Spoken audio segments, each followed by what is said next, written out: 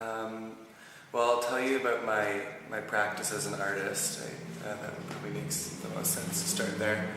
Um, my research investigates fictional autobiography and the production of which, so as I make work about my life, I usually fictionalize, so I try and expand with certain characters.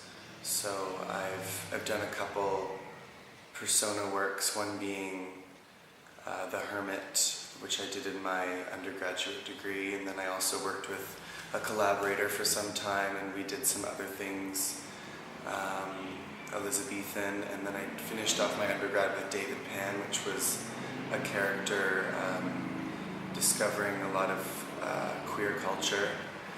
And now, moving to Victoria, I've decided that I would work on this character that I've been thinking about for a long time, Lycan, who is an alternative musician.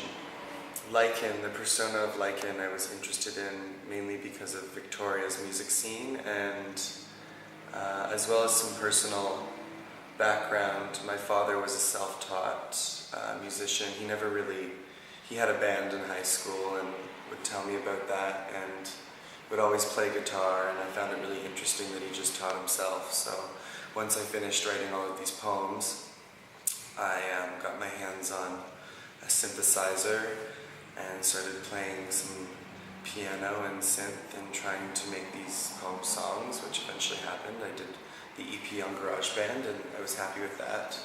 That was completed with the help of Geordie Shire, who is he's a music student at the university. A really great thing about the university as well is that it's a fine arts program rather than, say, a visual arts or a music program. Everything's sort of under one large umbrella, so I was able to go into the music department and talk to people, which was really nice. And so that made the project a lot easier for me, and it helped me learn a lot.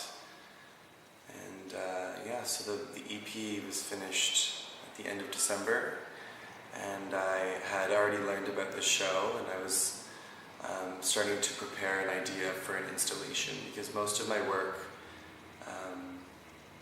it's painting, it's sculpture, it's drawing, but it usually sort of lies underneath this big conceptual umbrella of the characters. So I think I've decided to call it the mise en scène. So just the props or the lighting or the costumes and sort of the set decoration of what this fantastical character could be involved with, or using that idea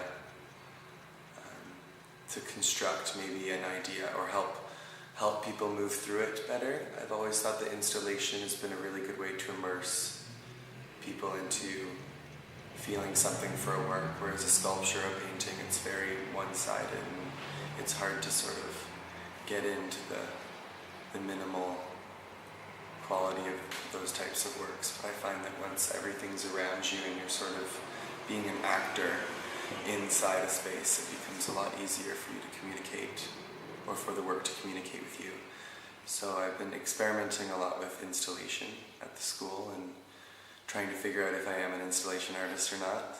So it was nice to have a space like this to experiment and work with the idea of a green room, which was my idea to explore, because I really find that the studio space is important for me. Going into artist studios and seeing what's finished and what's not finished and what never gets seen is really important. So I was thinking about what would Lycan's studio be like? Would it be a recording studio, or would it be a tour bus? And then I thought that the green room is sort of this fantasized,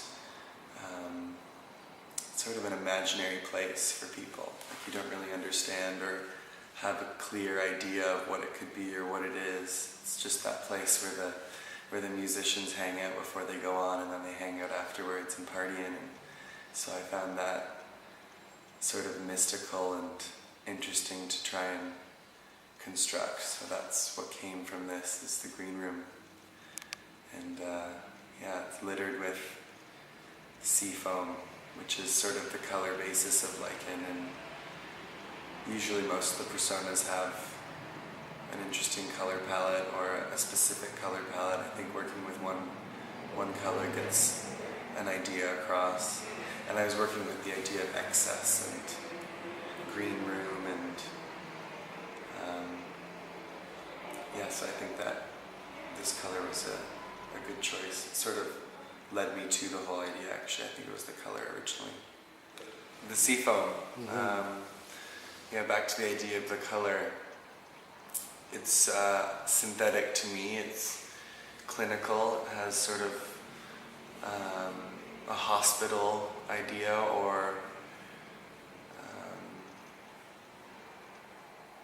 there's something manic or bipolar about it. Sometimes it makes people, like I've talked to people, they say, oh, it's wonderful, it makes me feel so happy, and other people go, it's very sickly, it makes me feel kind of turned off. And so I'm really interested in that idea, is that it's quite beautiful, but it's also quite ugly. And I think the idea came from lichen, just the name of the character, and lichen itself being a moss or a fungi that grows spontaneously from air and sunlight and water, and it sort of just spreads, much like a music icon or music persona. Marketing, I guess that's also why I stuck to a certain color, but I was trying to sort of emulate that color of lichen and look at that natural color and see where it sort of showed up in the synthetic realm, and I think that seafoam was probably the best bet for me to look at. And also interesting that the color is seafoam, but seafoam itself is kind of like a putrid yellow and doesn't look very green at all. And so I've always been really interested in this color and drawn to it. I think that's mainly why it sort of provoked me to work with it and become sick of it. Like, I think I worked with it so much that it's over now, and I've performed, and Lichen's going to go into a hiatus, and I'll probably bring this back for my thesis exhibition next April, but I think it's nice to kind of kill something and work with it until you can't work with it anymore. And that's where the color came from, I guess. It's just an obsession of my own, and sort of a metaphor as well. I found that using the color as much as I could led to the idea of excess, and thinking about how music is accessed, and how the music industry sort of spreads itself. I like to think of it as sort of a neo-rococo, so like we're kind of in like a consumerist era again, and all of the work is made out of garbage and found objects, and I think putting them all together in one room and coloring them all the same communicates that idea.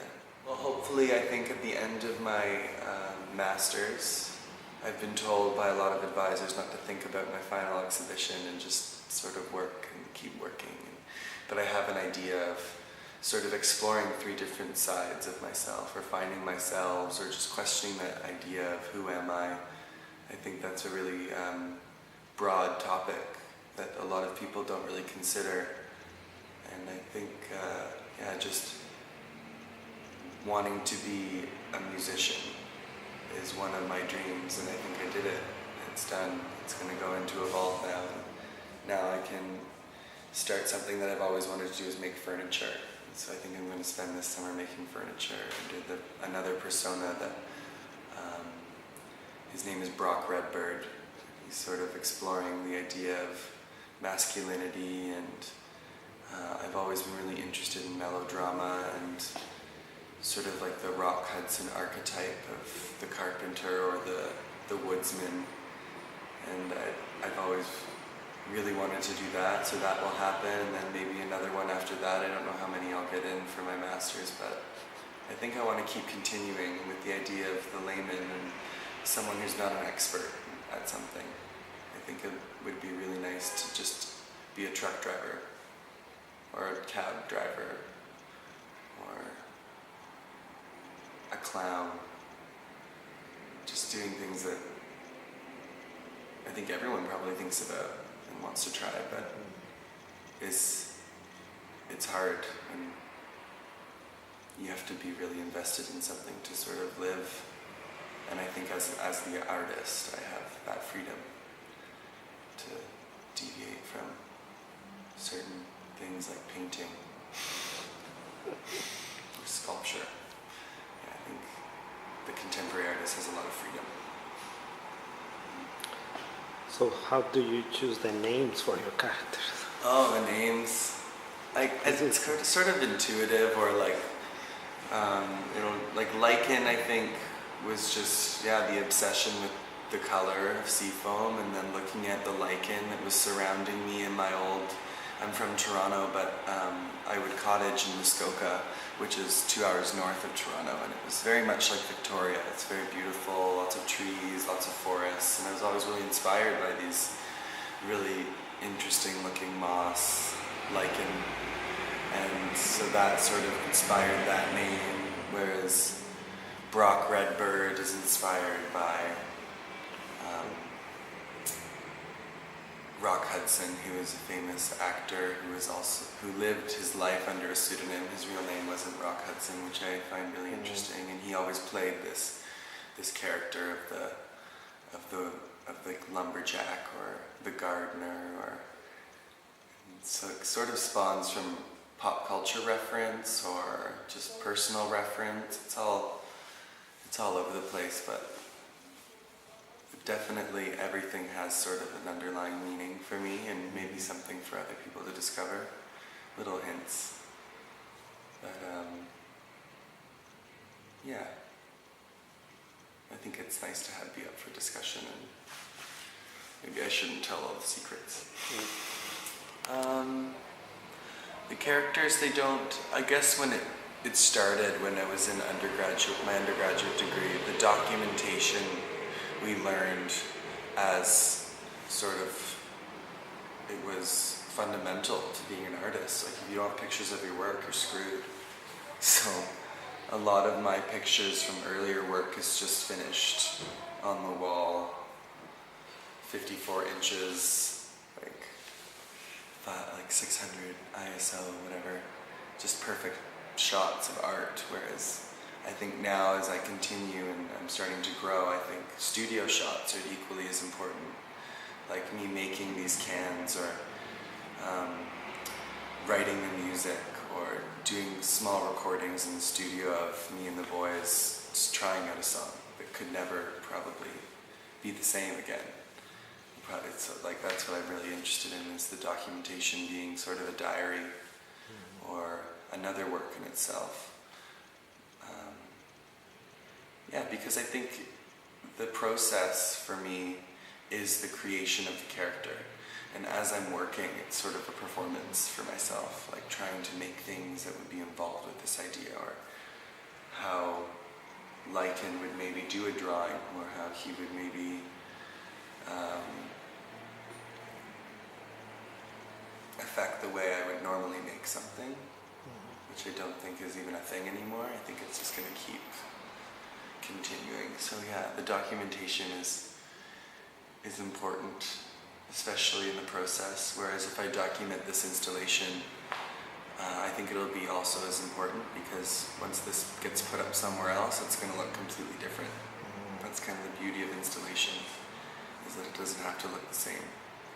All the parts are there, and you can add more parts, you can take away parts, but it's in flux, it's constantly new, which is fun.